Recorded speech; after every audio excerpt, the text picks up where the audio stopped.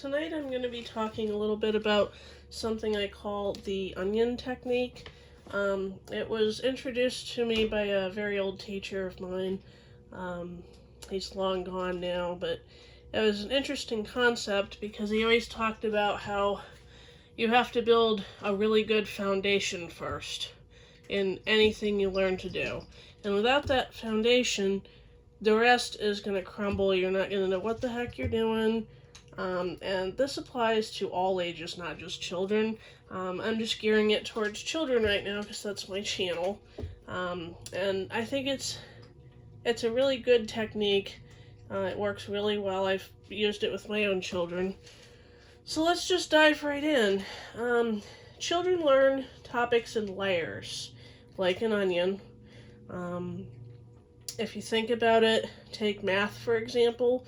The first quote-unquote layer would be learning in numbers to count, and then you go to the next layer and you've got adding and then multiplying, and this is just one snapshot of a timeline.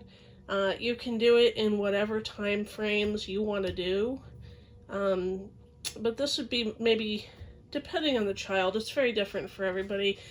Each child has their own learning stages and speeds. But this would maybe be over a span of 1 to 3 years, depending on when you started, how often you work with them, how mature they are.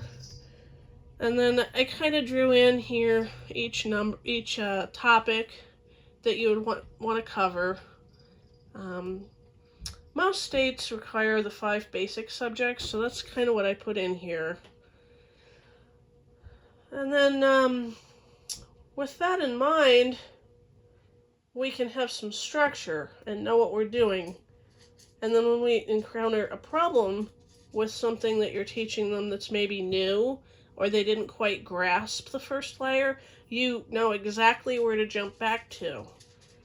So if you're, say, going to multiplication and they're having trouble with it, you just go back up and do adding and subtracting again.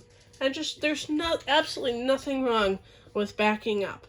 And the nice thing about this and homeschooling is that we have the luxury of being able to do that. And the teachers in schools don't have that luxury because they have the other students to worry about.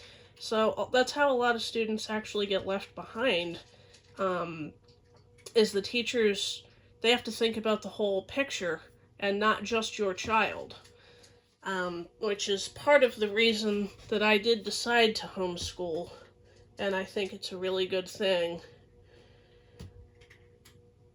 And have you ever noticed the really thin, transparent layers between the layers? It's almost like a film. If you're peeling an onion, if you've ever cooked, there's like this film between the layers. And I like to compare that to the aha moments with children, where it's like that sticky in between, and they go, oh my gosh, I've got it.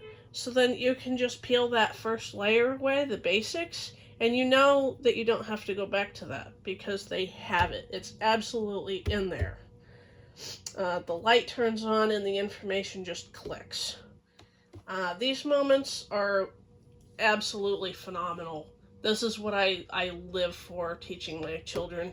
I love seeing the light bulb come on. It's just absolutely wonderful.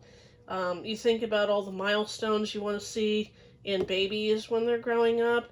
This is just as exciting to see them learn like that. It's so rewarding. And with this one, we're maybe focusing up to 3rd grade-ish. I use the terms grades loosely because my daughter is doing kindergarten and 1st grade stuff combined right now, and she's only 3 years old. We've really been working with her 10 minutes a day every day since she was 2, and we've actually just started my son on letters and numbers, and he's just absolutely excited about it. He sees letters everywhere now, and he'll go and point to them. But without getting too off track here, the goal is to get those aha moments. And the more you get those, the more fun it is for the child. It's motivating for them to have that win. Um, and that's why I think this fundamental structure is so important. And only you know your child and what's realistic for them and what your expectations for them are. I say never push children faster or farther than they're really ready for or can do. And this kind of allows you to go at your own pace. You could spend anywhere from a week to a month on this outer layer. Or you could spend a year on it. It just depends on the child. But after you get that, you never have to go back to it. And that's the great thing. If you have any questions, I'm going to leave comments open for this video. Feel free to go ahead and drop a comment and ask me anything about this. I'd be happy to answer it. Another thing is this is just a snapshot of a time between a certain age. You can change these layers as needed. And that's why I wrote time frame up here. This outer layer could become algebra. And you could get them in the basics of algebra in middle school or as a teenager. And then you can go into calculus if that's what you wanted to do. And as long as you could even have this posted somewhere so that they can see it, and then maybe make this a peelable layer physically so they can visualize how they're coming along, and that would also be great motivation. Not only for you, but for them. I hope this helped. Don't forget to like and subscribe for me. Thank you.